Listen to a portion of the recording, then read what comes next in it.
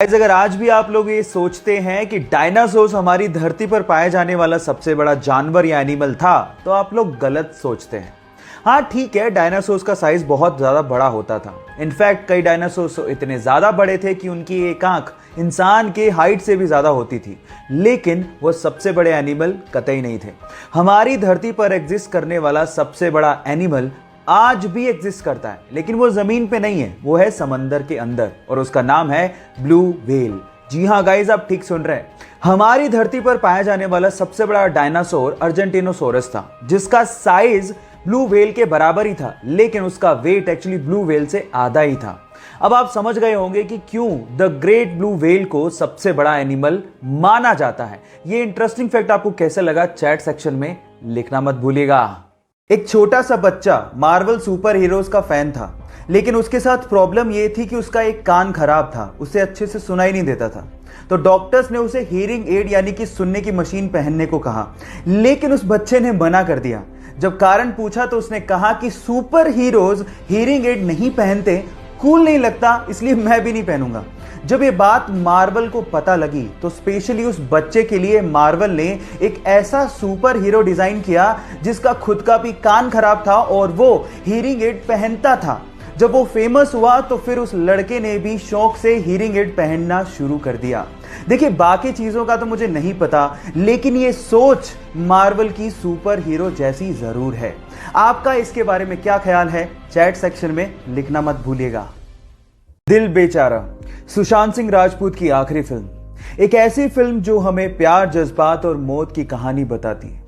ये फिल्म हमें ये बताती है कि लाइफ कितनी है ये तो हमारे हाथ में नहीं है, लेकिन उसे जीना कैसे है ये हमारे हाथ में जरूर है। ये फिल्म जैसे ही OTT प्लेटफॉर्म पे रिलीज हुई, इसने कामयाबी और रिकॉर्ड्स के झंडे गाड़ दिए। IMDb रेटिंग में पहली बार ऐसा हुआ कि किसी फिल्म को 10 में से 9.9 रेटिंग दी गई। इस कामयाबी के बाद सुशांत सिंह राजपूत के फैंस ने यह साबित कर दिया कि वो उन्हें कितना प्यार करते हैं।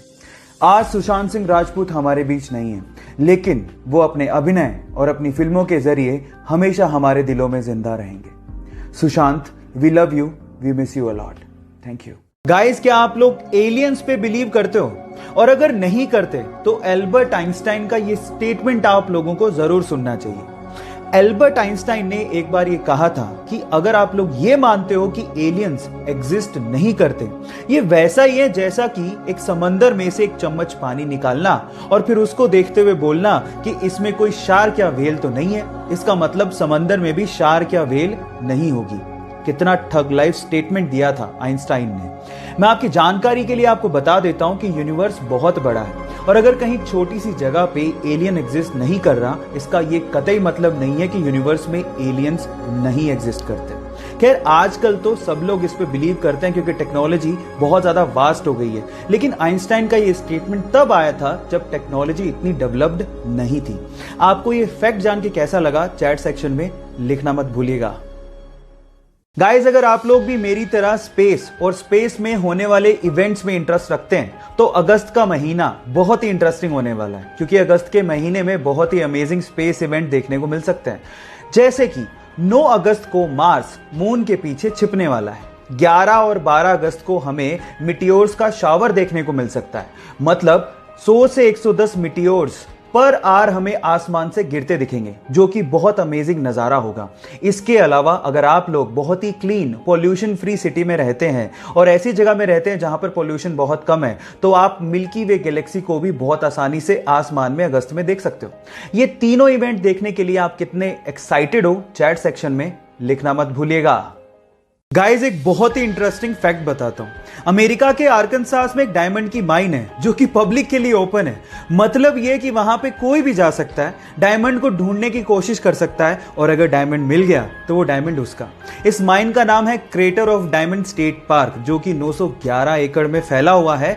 सुबह 8 बजे खुलता है, लेकिन उसके लिए एक टिकट लगती है लगभग $8 की, यानी कि 570 रुपए के करीब।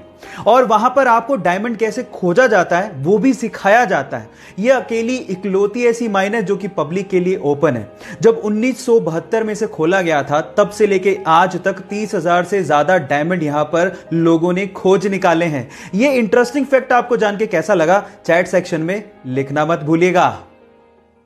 प्राचीन भारत के दो ऐसे फैक्ट जिसे जानने के बाद आपको भी प्राउड फील होगा। नंबर 1, प्राचीन भारत में जब लोग मेडिटेशन किया करते थे तो उसे लोग ध्यान कहा करते थे। जब ये प्रैक्टिस भारत से चाइना गई, जी हाँ गाइस, ध्यान की प्रैक्टिस भारत से ही चाइना गई थी, तब चाइनीज लोग उसे चैंग के नाम से पुकारने लगे। लेकिन जैसे ही प्रैक्टिस चाइना से जापान की तरफ गई तो जापानीज लोग इसे जेन के नाम से पुकारने लगे। है ना ये इंटरेस्टिंग फैक्ट। फैक्ट नंबर 2, आपने बचपन से ही रामायण के बारे में सुना है, लेकिन क्या आप इसका मतलब जानते हैं? डोंट वरी, वो भी मैं आपको बताता हूं। रामायण में राम तो भगवान राम है, लेकिन यन का मतलब होता है यात्रा या सफर या जीवनी।